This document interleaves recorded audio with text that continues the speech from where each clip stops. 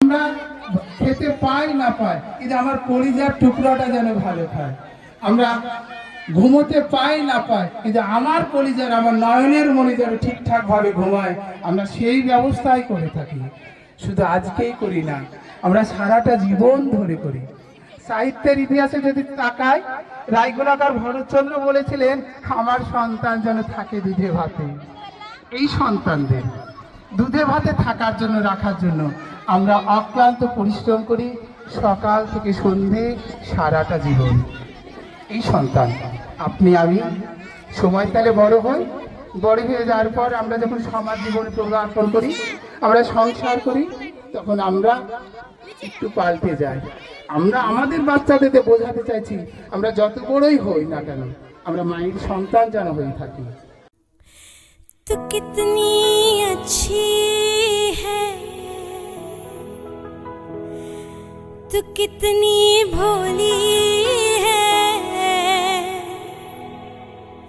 प्यारी प्यारी है।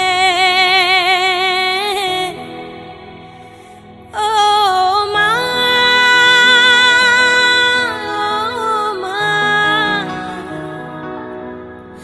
ओ माँ,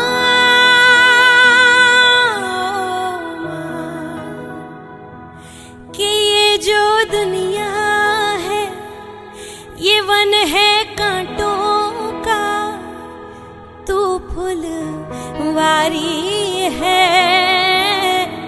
ओ माँ, মায়ের শব্দের মধ্যে লুকিয়ে আছে হাজার আবেগ, হাজার বেদনা, হাজার স্মৃতি। আমরা যখন ছোট থাকি, মায়ের গর্ভে থাকি, মা যখন প্রত্যেকটা মিনিট তার শরীরের প্রত্যেকটা রক্ত বিন্দু দিয়ে যখন আমাদের নিংড়ে দেয়, আমাদের বড় করার জন্য মা যখন তার শরীর, তার দেহ, তার মন যখন সব করে দেয়, আমরা যখন বড় হয়ে যাই, আমরা যখন সংসার পালন করি,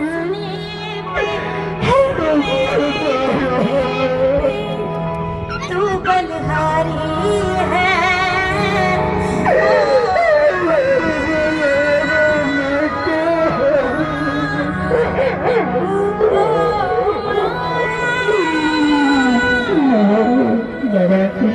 আমাদের অভিভাবকদের আমরা আমরা আচর সন্তান, আচর সন্তানকে আপনারা মানুষ করছে, এই সন্তানের মতো তো ভালোবাসছে, আপনারাও আপনাদের মা বাবাদেরকে ভালোবাসছে।